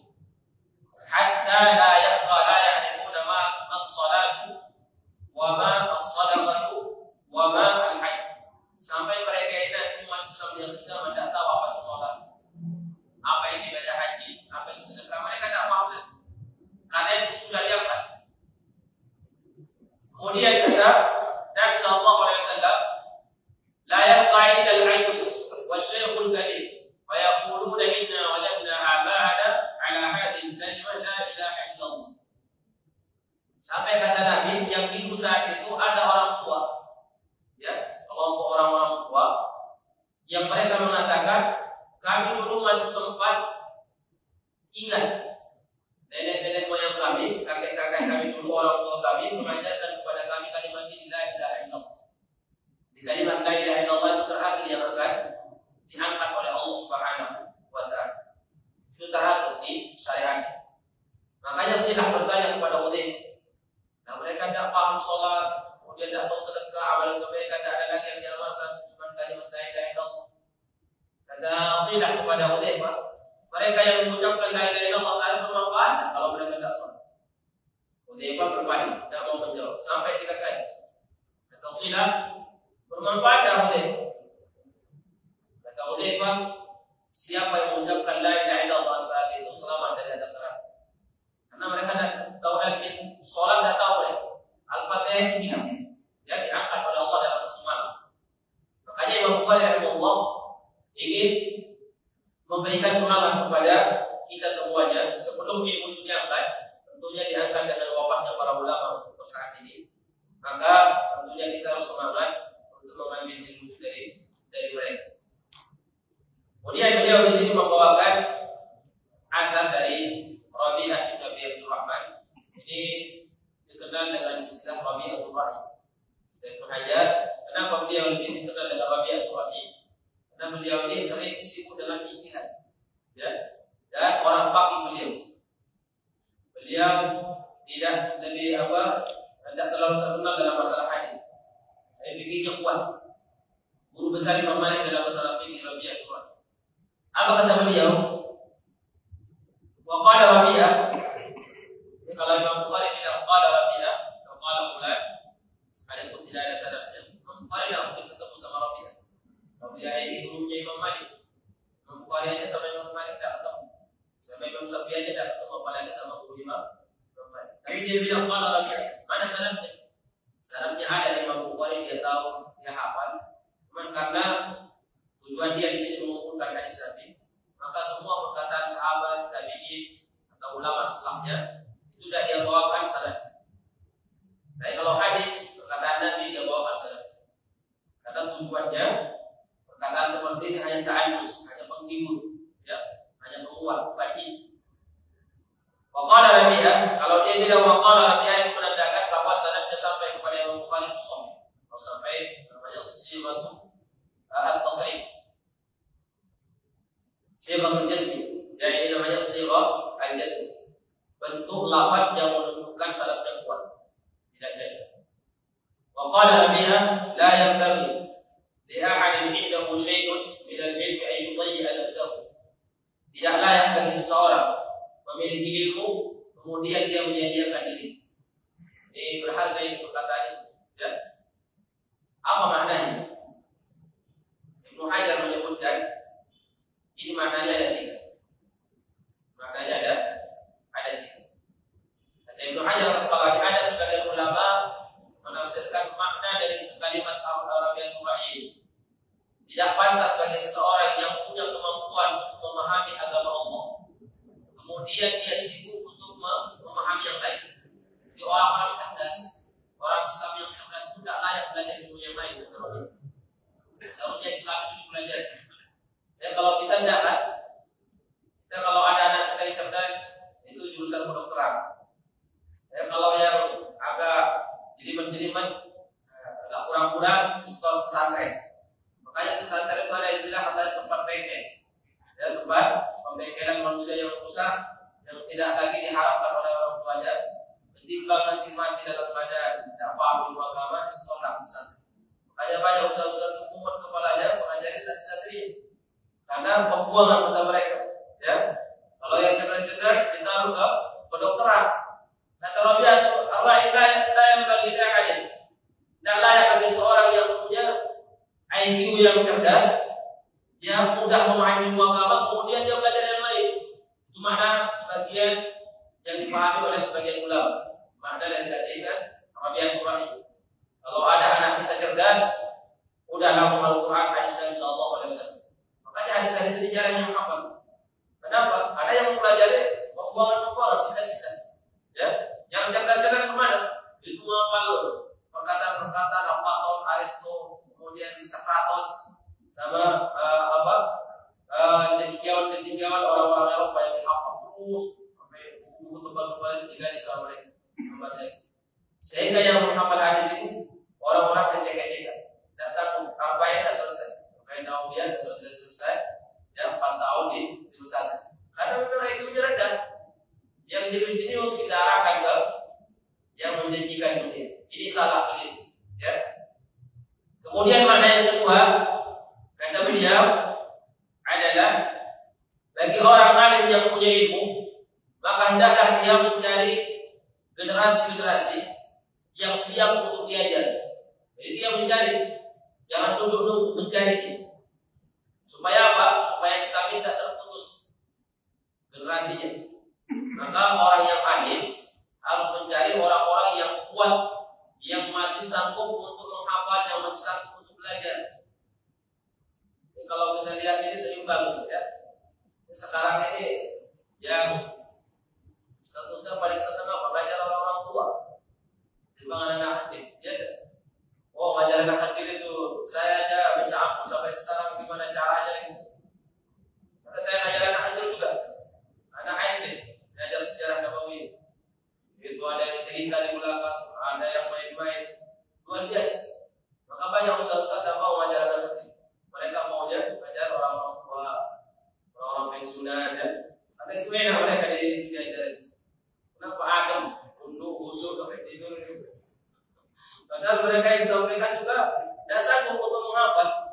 Anak-anak itu, anak-anak 5 tahun, 8 tahun, sekalipun main-main, itu saya cek ketika mereka ujian itu rata-rata 9. Padahal mereka main-main waktu saya jelaskan. Cuman perasaan aja. Sebenarnya hasil itu memuaskan. Kalau anak itu. Cuma kalau orang tua yang seperti antum-antum ini, Itu kalau saya tanya mungkin tidak ada ini, makanya jangan usah ditanyakan aja. Ya nanti tidak mengecewakan, nanti tidak tahu. Nah itu kalau ulama dulu, subhanallah ada kisah Sufyan bin Uyainah, yang ulama Mekah. Beliau datang ke majelis ilmu di mana dia mengaji. Ternyata dia didampingi oleh murid-muridnya yang sudah usia-usia dewasa. Ternyata begitu mereka sampai ke majelis ini, itu sudah ada anak-anak umur 10 tahunan sudah berbuat di sini. Kata murid-muridnya yang sudah tua, wah kita ini dahulu sama anak-anak kecil ke majelis. Apa kata Sufyan bin Uyainah? Demi Allah mereka lebih saya harapkan daripada kalian. Apa maknanya? Hadiah sebentar lagi menikah. Ini kan masuk usianya lama dia menikah. Ya, artinya kalau orang itu cerdas sebenarnya dalam berdakwah, yang digarap itu bukan tanaman yang sudah peot hampir luntur itu. Itu yang baru tumbuh itu kan, yang baru tumbuh masih gimana dia masih lama. Kalau ini yang sudah mau dipelihara ya mau diapain tetap aja dia tumbang. Ya, kalau sudah saatnya dia harus mati, tetap aja. Sementara di antara harapan para dai itu apa? Dia meninggal ada penerusnya. Ya, murid-muridnya meneruskan ilmu yang pernah dapatkan dari kata-kata disampaikan oleh murid-murid yang pernah mendengar dari. Kalau muridnya lebih tua dari dia, sebelum menikah muridnya sudah duluan, jangan dia lagi ayat murid yang baru. Nah, gimana mau perjuangan? Ya, pengajaran anak kecil. Nah, ini kata Uzaimah, dia seperti orang yang alim harus mencari orang yang masih siap untuk belajar. Artinya apa? Daya tidak pantas seorang alim menyanyiakan diri. Jadi kata Rabi'ah, orang alim yang punya ilmu, kemudian ilmunya tidak dikasih kepada orang yang layak untuk menjadi penerus dia, itu orang menyanyiakan diri. Benar kalau kita pikir-pikir benar juga. Ya, bukan juga lagi memang benar. Kalau kita pikir-pikir, siapa orang yang paling layak untuk kita aja? Kalau kita hitung-hitungan pahala, anak kecil, karena anak kecil itu masih lama dia waktu hidup. Kalau orang tua, tidak, secara kemampuan hafalan sudah tidak kuat. Memang memahami mungkin lebih duluan memahami. Ini wasiat yang berharga dari nasihat yang berharga dari Rabi'ah. Makna yang kedua kata beliau, bahwa orang yang alim itu, dari Muhajar ada sebagian ulama yang maksudkan orang yang alim itu kalau sudah punya ilmu, dia seharusnya duduk di satu tempat, kemudian dia menyiapkan dirinya untuk menampung orang yang mau belajar. Jangan sampai dia ketika ada ilmu ada orang mau belajar dia tolak.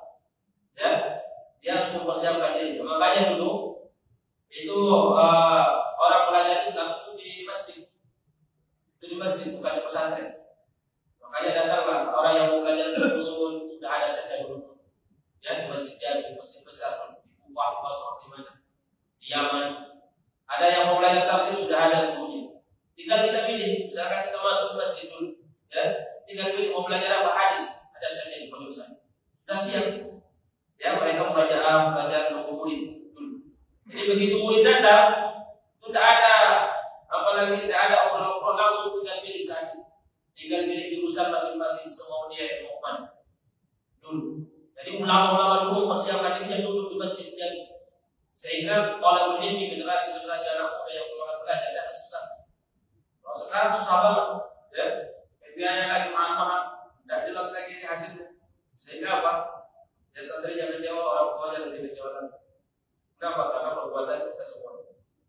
Di hadis Nabi terjaga, diriwayatkan oleh Imam Muslim, "Majtama'a qaumun fi baitin min buyutillahi yatluna kitaballahi wa yatadarasunahu fima bainahum." Tidaklah seorang berkumpul di rumah Allah, dari rumah-rumah Allah, mereka baca Quran. Ternyata merujuk kepada hadis itu. Ini ilmu syar'i ini, cara pembelajarannya itu diajarkan di masjid, bukan di pesantren, bukan di pesantren. Ada ulama Yaman, kalau di Timur Tengah bahasa Arab itu masjid itu disebut masjid jami, ya, jami. Kalau universitas namanya jami, universitas. Di jami, di jami. Dalam ilmu bahasa, kalau kalimat diakhiri oleh tamarbutoh itu anda perempuan. Kalau tidak ada tamarbutohnya namanya mudzakkar laki-laki. Jami masjid, mudzakkar dia laki-laki. Jami'ah universitas mu'annas. Ada seorang mufti Yaman tadi, dan beliau termasuk orang yang sudah tua. Apa bedanya? Kenapa ilmu kalian banyak? Ya, sementara ilmu ulama sekarang sedikit. Kata dia, karena kami dulu belajar ilmu agama di Jami, masjid besar. Sementara kalian sekarang ini belajarnya di Jami'ah, di universitas. Kata beliau, dia sedang dari Maluka. Ya, perempuan yang sama dengan sama laki-laki. Kalian salah arah, salah alamat. Kalian itu belajar di tempatnya perempuan, universitas. Tempat laki-laki itu di mana? Di masjid. Maka ilmu kami kenapa banyak diberkahi oleh Allah katanya, karena dulu kami belajar agama di masjid. Seperti itulah ulama salaf. Ya, ulama salaf itu belajarnya di masjid. Nah, cuma kalau belajar di masjid itu biasanya orang yang seikhlasnya aja, sehingga tidak teratur secara administrasi, sehingga banyak orang yang mengalihkan dalam bentuk pesantren. Nah, hasilnya pun sama, ya, tidak bisa diharapkan. Kalau kita ngaji di masjid, kemana anak-anak kita sekarang di pesantren kita tahu. Itu yang ketiga. Kemudian yang keempat kata beliau, nah ini ada sebagian ulama menafsirkan tidak pantas bagi seorang punya ilmu kemudian dia menjanjikan dirinya. Kata Ibnu Hajar, ada seorang ulama, sebagian ulama menafsirkan makna dari perkataan orang ini adalah orang yang alim tidak layak dia tukar ilmunya dengan ilmu. Kata Ibnu Hajar, ini juga makna yang bagus. Ya, makna yang bagus. Masa ilmu yang mulia ditukar dengan harga yang murah. Nah, cuma sekarang orang menilai ilmu ini bukan mulia lagi, makanya dia jual dengan harga yang murah yaitu. قال الإمام البخاري رحمه الله حدثنا عمران بن ميسرة. Ini perawinya semuanya orang Basra. Imran bin Maisarah al-Basri di zaman Imam Ahmad. Abdul Warith bin Sa'id juga ulama Basra di zaman Sufyan bin Uyainah. Abu Tayyah Yazid ibnu Humaid al-Tubai ulama tabi'in dari Basra. An Anas bin Malik qala Anas bin Malik sahabat Nabi, qala Rasulullah sallallahu alaihi wasallam, inna min asyraqis saa'ati, sesungguhnya di antara tanda dekatnya hari kiamat ayyul fa'il, diangkatnya ilmu, wa yathbutal jahlu, dan kokohnya kejahilan, wa yushrabal khamru, dan khamar minuman keras diminum, wa yadkhal zina, dan perzinahan merajalela. Di hadis yang di bawahnya dari riwayat Musaddad, qala hadatsana Musaddad ibnu Musarhad al-Basri rahimahullah taala, dia ulama besar di Basra, hidup di zaman Imam Ahmad rahimahullah. Qala hadatsana Yahya ibnu Sa'id al-Qattani, ulama Basra, hidup di zaman Imam Asy-Syafi'i rahimahullah. Qala an Syu'bah bin Hajjaj Abu Bistam al-Ataqi, Syu'bah berasal dari Basra, beliau hidup di zaman Imam Malik. An Qatadah bin Di'amah al-Basri, ulama tabi'in dari Basra. An Anas bin Malik. Jadi intinya hadis ini semuanya dari Anas bin Malik. Riwayat Abu Tayyah lafadznya seperti hadis di atas. Riwayat Qatadah lafadznya seperti hadis yang kedua.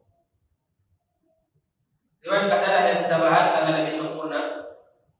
Qala kata Anas, la uhaddithannakum haditsan la yuhaddithukum ahadun ba'd. Saya benar-benar akan menyampaikan satu hadis kepada kalian, kata Anas, yang tidak ada orang yang akan menyampaikan hadis ini selain saya. Kenapa Anas berani mengatakan seperti ini? Anas bin Malik radhiyallahu anhu, sahabat Muhammad. Muhammad itu dipanjangkan umurnya oleh Allah Subhanahu wa taala. Saat Nabi hijrah ke Madinah, Anas bin Malik umurnya 10 tahun. Melayani Nabi 10 tahun, meninggal tahun 93. Total umurnya 103 tahun. Anas bin Malik. 2 tahun sebelum meninggal beliau sudah hilang penglihatan. Kemudian Anas bin Malik di awal-awal beliau masih muda itu jarang menyampaikan hadis. Kenapa? Khawatir kena ancaman. Sabda Nabi sallallahu alaihi wasallam, "Man kadzaba 'alayya muta'ammidan falyatabawwa' maq'adahu minan nar." Siapa yang menyampaikan hadis kemudian dia nisbatkan kepada saya tapi dusta dusta kata Nabi, maka hendaklah mempersiapkan tempat duduknya di dalam neraka. Itu yang dikhawatirkan oleh Anas bin Malik. Tapi di saat beliau, karena beliau umurnya dipanjangkan oleh Allah, sudah banyak sahabat yang meninggal, dan beliau orang yang kedua meninggal sebelum Abu Tufail. Abu Tufail akhir generasi sahabat yang meninggal. Beliau Anas bin Malik nomor 2, setelah itu Abu Tufail. Sehingga sudah banyak sahabat yang meninggal. Sementara tapi kalau belajar ke sahabat, hadis-hadis Nabi, selama sahabat kesian. Karena para sahabat sudah pada yang meninggal, otomatis mereka harus datang kepada Anas bin Malik. Ya, sekalipun Anas di awalnya dia jarang menyampaikan hadis. Makanya hadis itu kenapa banyak dari Anas bin Malik? Padahal dia sendiri jarang menyampaikan hadis menurut pernyataannya. Karena dia sampaikan di akhir hidupnya. Mau tidak mau harus dia sampaikan karena tidak ada orang lain selainnya. Maka di antara yang dia sampaikan hadis ini, dia berani mengatakan kalau saya tidak menyampaikan hadis ini katanya, kalian tidak akan dapatkan hadis ini dari orang lain. Maksudnya sahabat lain. Karena sahabat sudah pada meninggal, tinggal saya yang hidup. Karena dia dikasih korbannya. Apa kata Anas bin Malik? Sami'tu Rasulullah sallallahu alaihi wasallam yaqul, "Inna min ashratis sa'ati an yaqilla al-'ilm wa yadhhara al-jahl." Di antara tanda hari kiamat ilmu itu sedikit, kemudian kejahilan itu nampak. Dalam riwayat Abu Tayyah, yadhbutul jahl. Kalimat yadhbut dengan yadhhar itu ada kemiripan. Yadhhar itu nampak, ya, nampak. Kalau yadhbut itu kokoh. Ya, kokoh. Artinya apa? Artinya kejahilan itu benar-benar mendarah daging. Mendarah daging di mana? Di hati-hati orang Islam saat ini. Di kejahilan merajalela. Kejahilan itu menguasai. Kejahilan di mana? Kita lihat saja. Kejahilan di rumah tangga. Ini disebabkan karena yadhbutul jahl. Di kejahilan sudah kokoh mendarah daging bagi umat Islam. Kokoh. Jadi jahil dengan ilmu agamanya. Kemudian yang selanjutnya, nah kalau ini watak turun nisa. Jadi ada hubungannya dengan akal juga. Karena ilmu ini, siapa yang bawa ilmu ini? Rijal. Makanya ada rijalul hadis. Ada cara perempuan yang menjadi orang alim, laki-laki. Maka efek dari laki-laki banyak yang meninggal karena mereka yang bawa ilmu. Otomatis perempuan yang akan menguasai dunia. Lebih banyak jumlah mereka. Itu ada yang koneknya dengan kejahilan. Karena kalau laki-laki yang banyak, biasanya ilmu itu akan kelihatan. Karena mereka lah yang semangat belajar itu. Tapi ketika laki-laki itu sedikit, banyak perempuan itu jarang yang menuntut ilmu. Sehingga mereka harus dibimbing oleh suaminya, oleh bapaknya, oleh saudara laki-lakinya, oleh pamannya, dan oleh orang-orang yang bertanggung jawab di sekitarnya. Wa yaqillu rijal, kaum wanita laki-laki sedikit. Hatta yakuna li 50 imra'atan, sampai nanti di akhir zaman akan tiba saatnya dan kita yakin akan terjadi. Hatta yakuna li 50 imra'atan al-qayyimul wahid, sampai nanti pada hari kiamat, mendekati hari kiamat, 50 perempuan penanggung yang mencari nafkah hanya satu orang. Al-qayyimul wahid itu yang menanggung mencari nafkah orang. 50 perempuan yang mencari nafkah untuk mereka cuma satu laki-laki. Siapa perempuan itu? Bisa ibunya, di situ ada istrinya, di situ ada bibitnya, di situ ada anak perempuannya, di situ ada sepupunya. Dia yang menanggung nafkah mereka. Ini bukan ini, pemanahnya bukan nanti di akhir zaman umat Islam banyak yang istrinya 50 nya. Bukan istri yang 50. Yang menanggung nyari nafkah itu nanti di akhir zaman itu 50 perempuan yang menanggung nafkahnya itu adalah satu laki-laki. Sampai di hadis Nabi sallallahu alaihi wasallam, ini perempuan saking rindunya sama laki-laki saat itu. Kalau ada laki-laki yang lewat mendapatkan bau laki-laki, mereka sudah gembira. Belum dilamar mereka, belum dilamar perempuan dapat baunya, itu mereka sudah gembira bau laki-laki. Sekarang kita dapat bau perempuan gembira, lewat senang karena masih banyak perempuan. Lebih banyak perempuan, sudah mulai banyak perempuan daripada laki-laki. Intinya jemaah sekalian, bab ini Imam Bukhari rahimahullah taala menjelaskan bagaimana cara ilmu diangkat oleh Allah dan secara otomatis kejahilan yang akan muncul itu dengan wafatnya para ulama, wafatnya orang-orang alim. Maka sebelum mereka itu wafat, maka kita kejar mereka, kita ambil ilmunya supaya kita ada hujjah di hadapan Allah Subhanahu wa taala. Kita ada usaha yang sedikit bisa